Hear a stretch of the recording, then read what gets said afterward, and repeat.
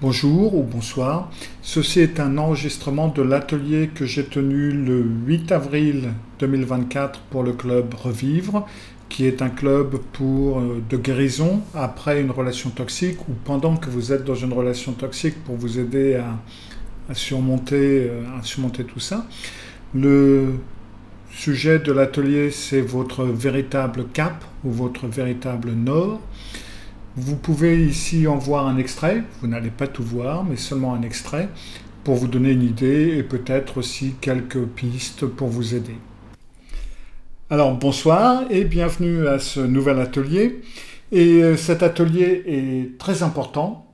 Bon, je sais, je le dis pour quasi tous les ateliers, mais en fin de compte, tous les ateliers sont relativement importants. Mais celui-là, il est important parce que d'un côté, c'est quelque chose sur lequel vous pouvez vous tenir et utiliser pour avancer. Et c'est aussi quelque chose qui vous fait vraiment vous séparer de la relation narcissique, même si vous êtes encore dans la relation narcissique. Alors, pour faire une analogie avec les villes, enfin les westerns, où vous savez, vous avez toujours à un moment donné un cow-boy qui dit à l'autre que cette ville n'est pas suffisamment grande pour nous deux, ce qui me force à penser qu'en fin de compte, beaucoup de problèmes de l'ancien Ouest auraient été bien arrangés si les architectes avaient fait les villes un peu plus grandes. Mais du coup, dans les relations narcissiques, c'est la relation qui n'est pas suffisamment grande pour vous deux. Dans une relation narcissique, quelle qu'elle soit, qu'on parle d'une relation de parent à enfant ou que l'on parle de relation avec un partenaire, il n'y a pas de place pour l'autre ou pour les autres dans la relation. Toute la relation, tous vos besoins, vos perceptions, votre réalité, tous vos sentiments, toutes vos envies, tout ça, ça n'existe pas. Ou ça n'existe plus, dépendamment de si vous êtes né là-dedans ou si vous y entrez. Dans une relation normale, on peut être d'accord sur le fait de ne pas être d'accord. On peut ou trouver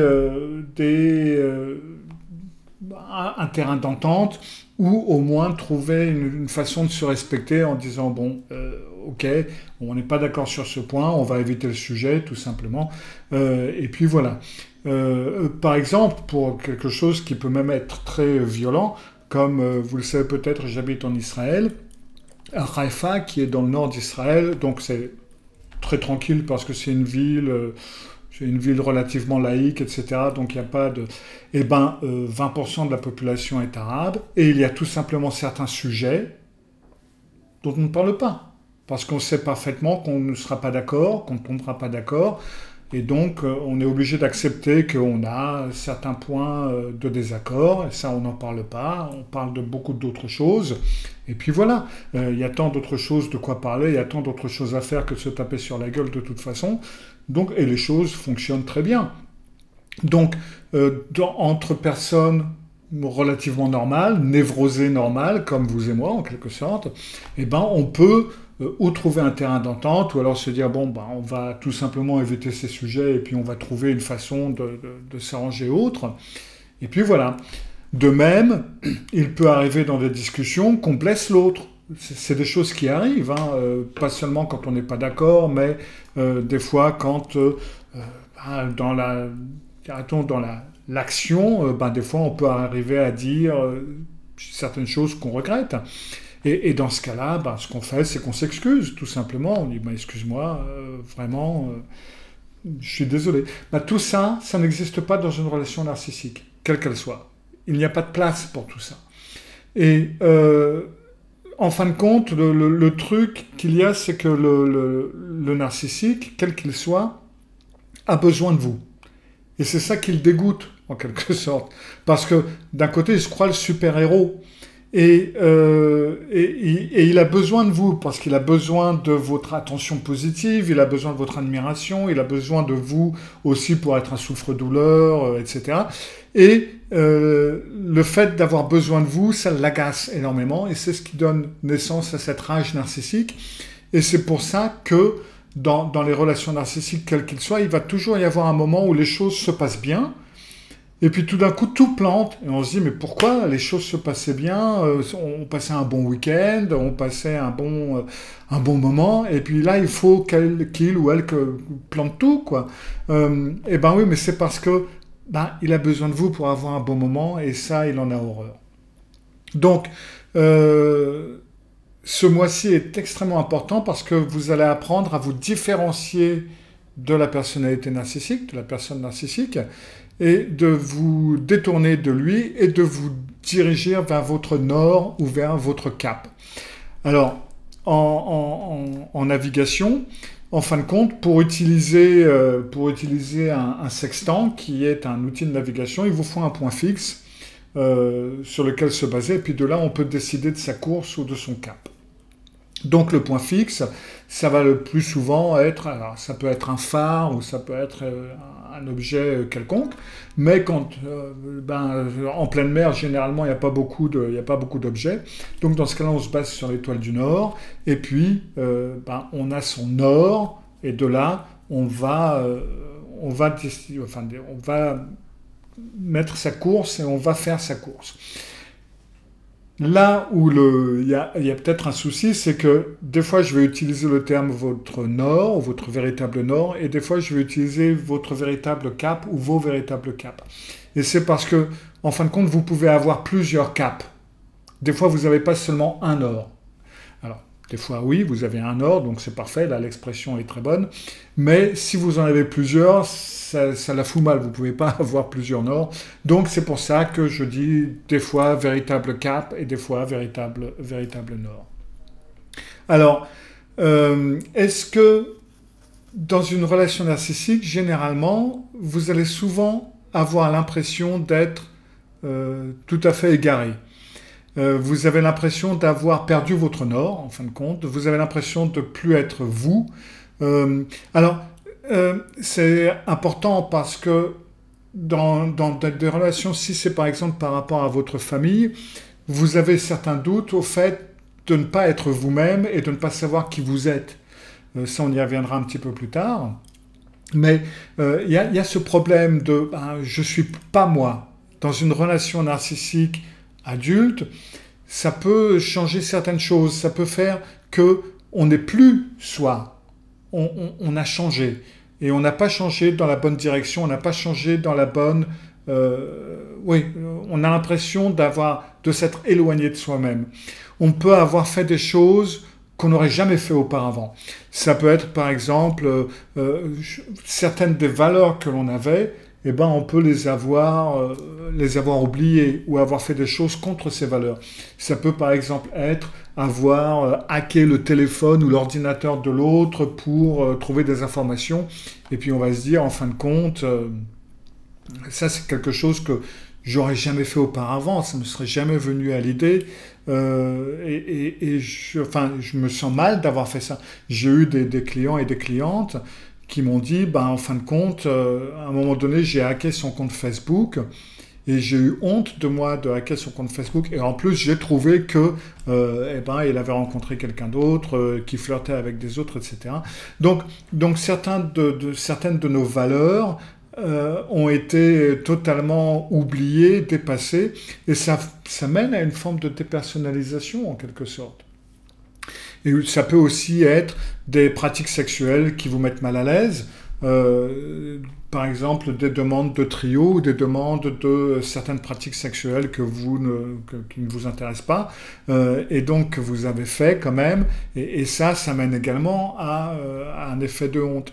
Donc en gros, vous avez capitulé face à un comportement qui ne vous ressemble pas, vous avez pris de nouvelles habitudes, ou vous avez dépassé certaines valeurs et vous êtes arrivé à un moment presque de dépersonnalisation.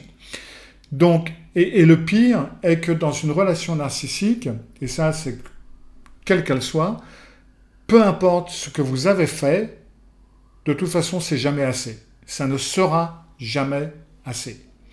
Donc, de ce fait, vous essayez de plus en plus et vous allez vous éloigner de plus en plus de vous-même, ou vous allez en fin de compte ne jamais vous connaître si c'est dans une relation par rapport à vos parents, par exemple. Et c'est ce qui fait que vous avez ou pas de nord, ou que vous l'avez perdu de vue. Alors le plus souvent, en fin de compte, on a un nord. On a toujours eu un nord, mais on s'en est tellement éloigné qu'on l'a un petit peu oublié. Mais ça ne veut pas dire qu'on ne l'a pas.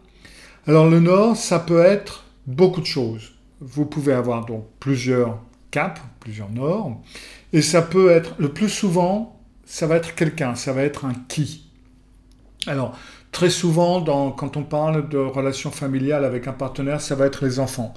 Très souvent, ça peut être des enfants, ou ça peut être une certaine personne qui est importante pour vous.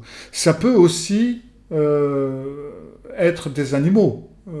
Je sais que ça peut paraître stupide, mais chose amusante, c'est que plusieurs de mes clientes, une des choses qu'elles ont faites en sortant ou après une relation, ça a été d'acheter un animal.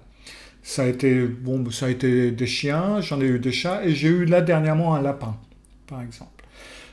C'est quelque chose qui peut être un or, qui peut être quelque chose qui vous retient, quelque chose qui vous aide à tenir le coup, qui vous apporte quelque chose. Alors, ça peut être donc aussi des enfants, ça peut être des membres de la famille, ça peut être des amis, ça peut être des personnes que vous connaissez. Donc, le qui reste quand même le plus courant. Mais c'est pas nécessairement un qui, ça peut être un quoi, ça peut être une croyance que vous avez, ça peut être une certaine activité que vous avez, qui est votre nord, qui est la chose à laquelle vous vous tenez. Ça peut être un où, ça peut être un endroit bien précis que vous avez, que vous voulez retrouver à un moment donné, une ville ou un pays que vous comptez retrouver ou dans lequel vous comptez aller, ça peut être votre nord également. Ça peut être un pourquoi, par exemple, certaines valeurs que vous tenez chères et à laquelle vous vous tenez. Et puis ça peut être aussi un quand. Alors ça, c'est extrêmement rare, mais ça peut arriver également. Ça peut être un quand qui va être, quand j'aurai un enfant, certaines choses se passeront. Ou ça peut être également, si je peux pas avoir un enfant à telle période, à tel âge, je pars. Donc ça peut également être un quand. Donc tout ça, ça peut être un ou plusieurs caps, parce que ça va dépendre en fin de compte de ce que vous allez, prendre ou avoir. Alors par exemple, là j'ai pris quelques exemples. Alors ça peut être donc les enfants, comme je l'ai déjà dit. Ça peut être certains codes éthiques, ça peut être certains codes légaux que vous allez vous mettre et que vous allez tenir et sur lesquels vous allez tenir bon. Ça peut être un côté spirituel, une certaine spiritualité. Ça peut être des moyens de subsistance. Alors, je sais que ça peut paraître bizarre, mais par exemple, vous pouvez être, je ne sais pas moi, infirmier, ou vous pouvez être médecin, ou enseignant, ce que vous voulez, et puis vous allez avoir le ou la narcissique qui va vous dire « Oh là là, écoute, arrête de travailler, reste avec moi aujourd'hui, laisse tomber. » Parce que la personnalité narcissique ne va pas prendre votre travail au sérieux, bien entendu, puisque c'est vous qui le faites.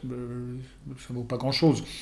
Et donc là, vous allez dire, non, c'est important, moi j'aime mon travail, je suis infirmier, on a besoin de moi, ou je suis prof et je me dois à mes élèves, enfin bref, vous pouvez avoir certaines raisons.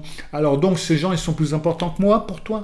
Et c'est là où il faut tenir bon sur son cap, ce n'est pas une question d'être plus important, mais ils sont très importants pour moi et je ne veux pas les laisser tomber. Donc ça peut parfaitement être un moyen de subsistance, une profession ou quelque chose comme ça. Ça peut donc être certaines croyances que vous avez. Alors les croyances, c'est pas seulement spirituel, ça peut être des croyances psychologiques, ça peut être certains principes que vous allez avoir.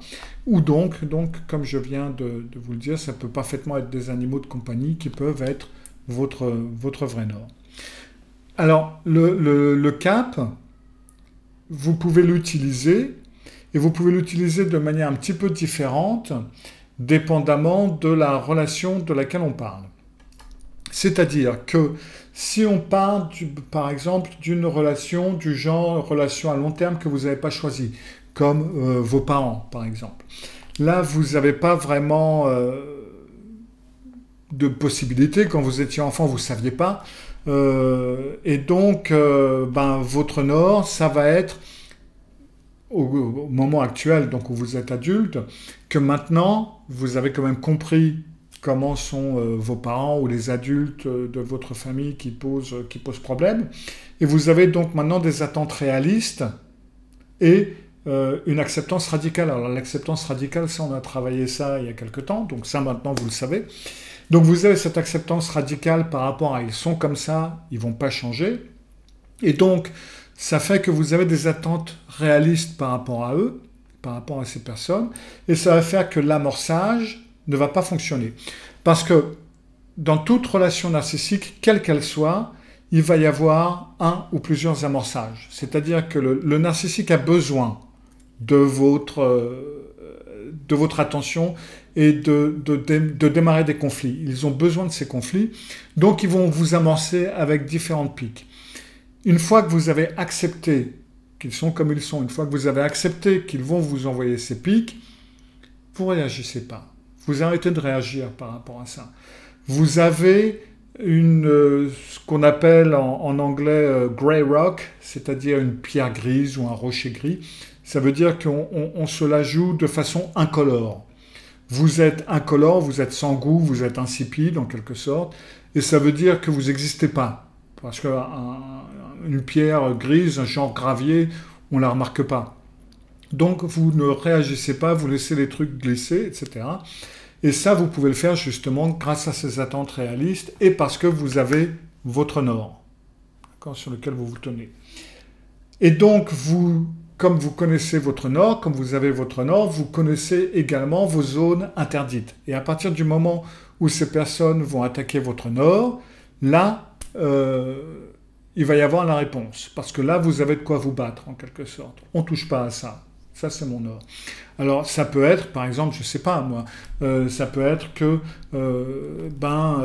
vous avez, vos parents vous ont dénigré pendant votre enfance avec certaines choses, et là, tout d'un coup, ils s'attaquent à vos enfants avec exactement le même genre d'argument, et là, boum, vous leur dites, bon, les enfants, tu les touches pas, quoi. Toi, tu m'as fait chier, j'ai été obligé de le supporter, mais là, on s'arrête là, et c'est niette, quoi. Donc, il est important également, dans ce cas-là, d'avoir un plan de retrait, un plan de détachement et de fuite, en quelque sorte. Et vous dites, bon, ben voilà, là, on met les points sur les i, les barres sur les t, et puis, pour ce qui est des déjeuners du dimanche, on repassera. On va laisser passer quelques dimanches sans, en tout cas, histoire que les choses retombent un petit peu. Il est important d'avoir préparé les choses en avance, parce que pour ce qui est des parents et de la famille, on sait à peu près à quoi s'attendre, et donc vous pouvez parfaitement avoir un plan prévu, une chambre d'hôtel éventuellement, ou avoir laissé les trucs dans la voiture, avoir prévenu les gamins en leur disant il se peut qu'on reparte de chez papy, mamie relativement rapidement, vous inquiétez pas, c'est pas un souci. Enfin bref. Donc vous pouvez préparer votre plan de fuite, et puis dans ce cas-là, vous pouvez voir si vous pouvez vous en sortir ou pas. Généralement, si vous avez prévu votre plan de fuite, vous pouvez vous en sortir, et voilà. Pour ce qui est des relations à long terme que vous avez choisies, alors ça va être un partenaire, ça peut être des amis que vous avez.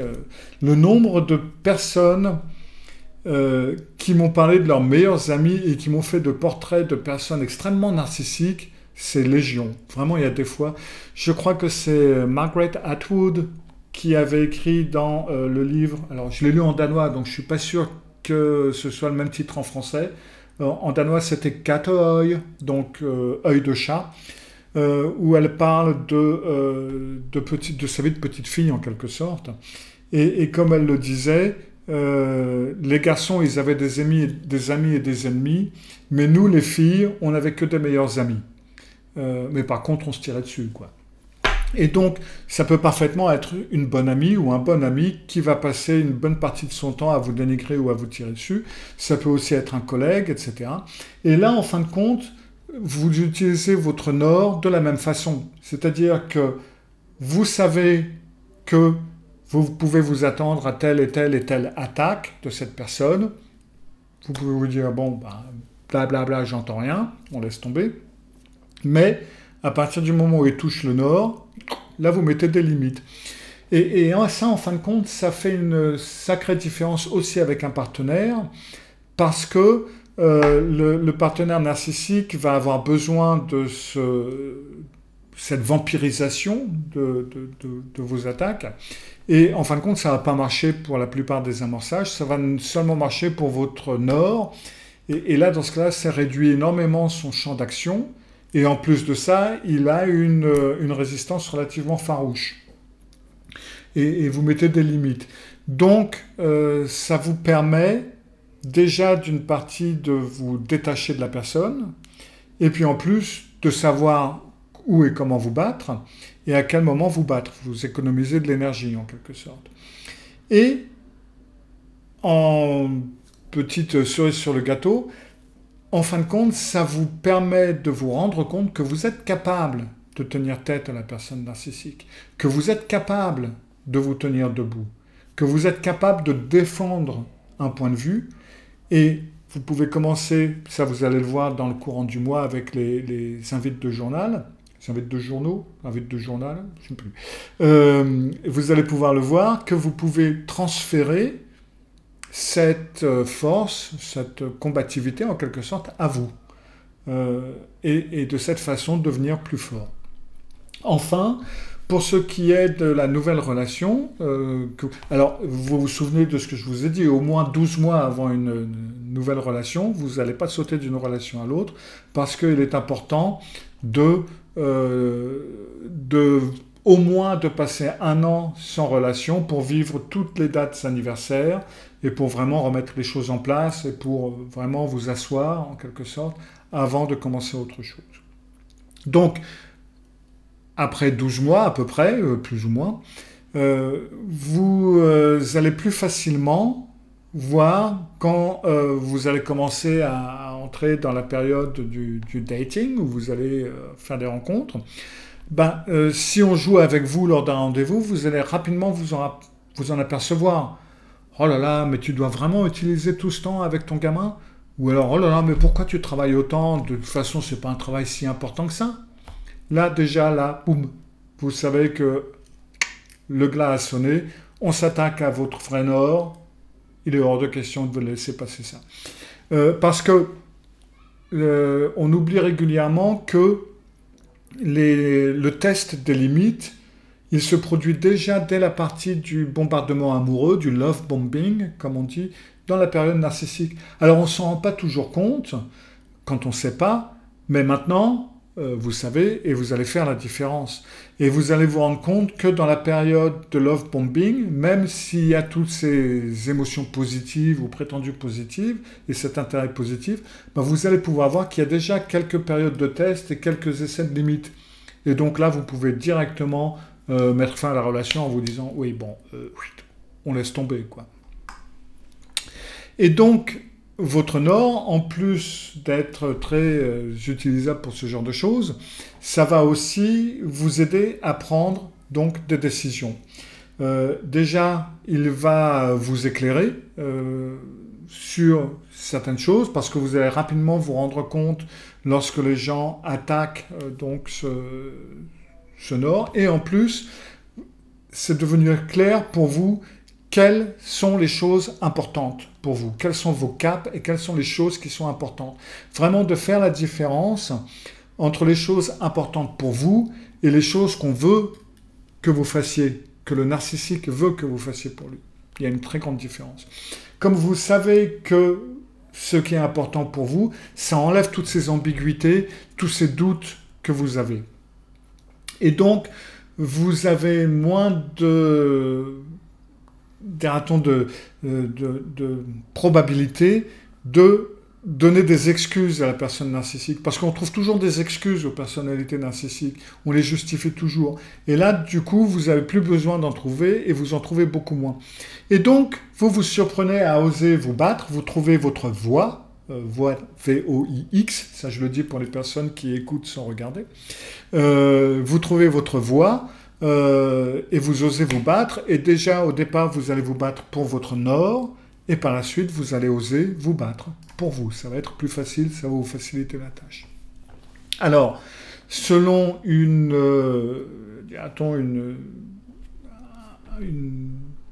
citation que j'utilise très souvent, c'est une chose qui est simple, C'est relativement simple. Beaucoup de choses que j'explique, en fin de compte, c'est simple, mais c'est pas facile. Il faut pas confondre simple et facile. Parce que trouver son or et tenir son or, c'est vrai, c'est simple.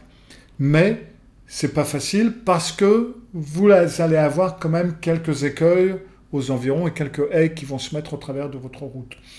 Et vous avez par exemple ce lien traumatique qui est toujours là.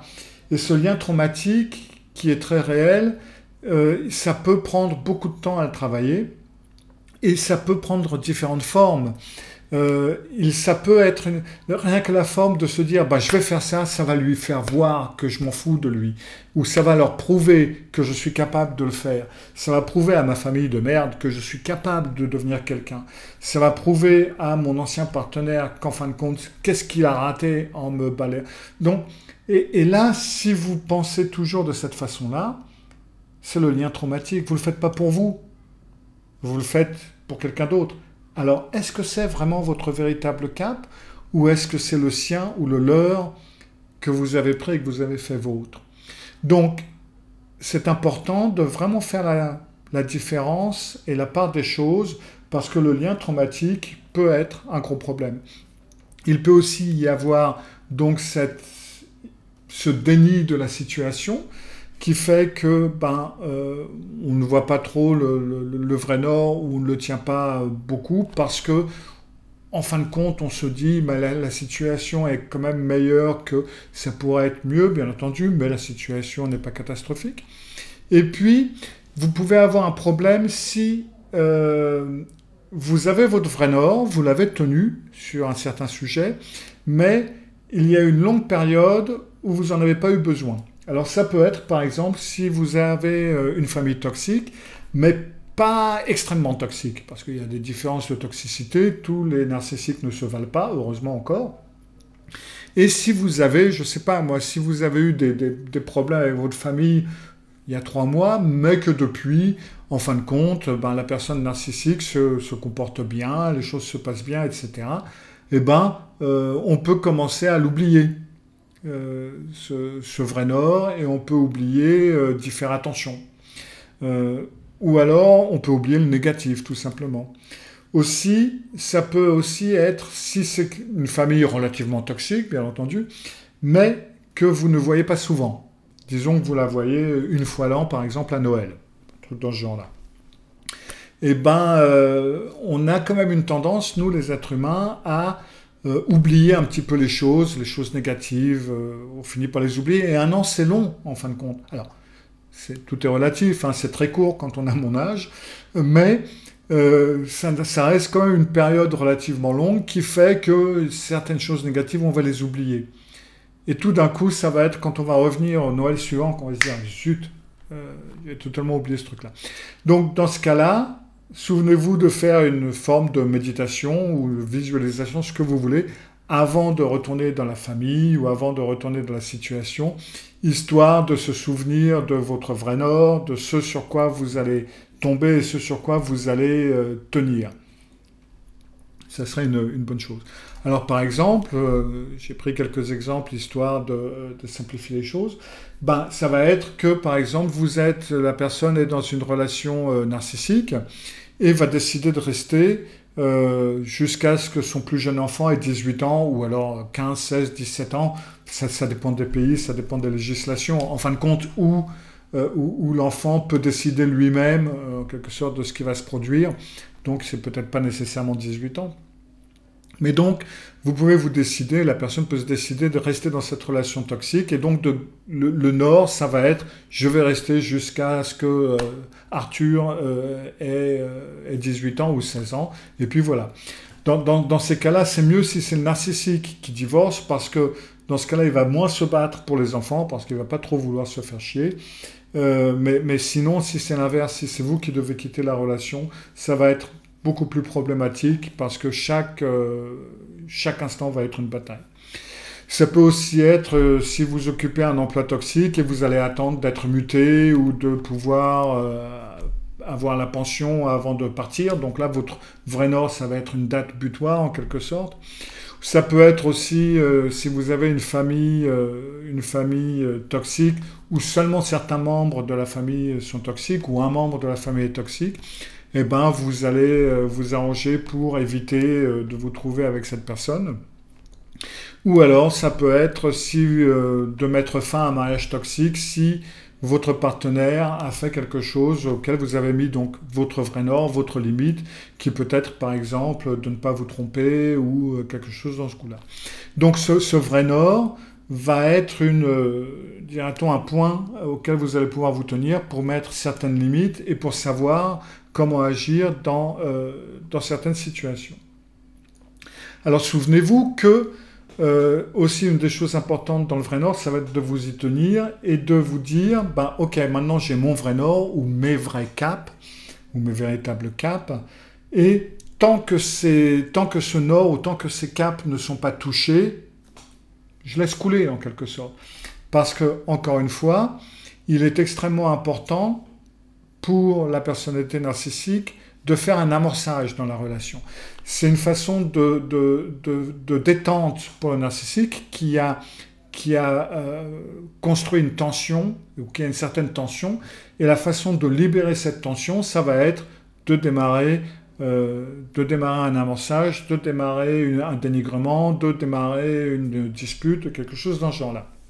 Et en général, si vous tombez dans un amorçage, vous allez le perdre. C'est aussi simple que ça. Ça correspond à se battre dans la boue. Et si vous vous battez dans la boue avec un porc, le porc, il aime ça, et vous allez être sale. Et donc, vous allez perdre. De toute façon, vous perdez les amorçages. Chaque amorçage, c'est un jeu pour le narcissique ou pour la narcissique, et vous allez toujours le perdre. C'est aussi simple que ça, parce que va arriver un moment où votre cerveau ne pourra pas créer de telles phrases ou de telles pensées et vous n'allez jamais pouvoir dire certaines choses parce que vous allez avoir un principe moral ou des principes de respect de l'être humain. Même si vous ne respectez pas vraiment cette personne, il y a quand même une forme de respect qui va vous empêcher de dire certaines choses et ces limites, le narcissique ne les a pas, tout simplement. Donc vous allez toujours perdre un amorçage. C'est pour ça que vous pouvez combattre le narcissique, oui, mais il vous faut choisir vos batailles. Et si vous utilisez l'énergie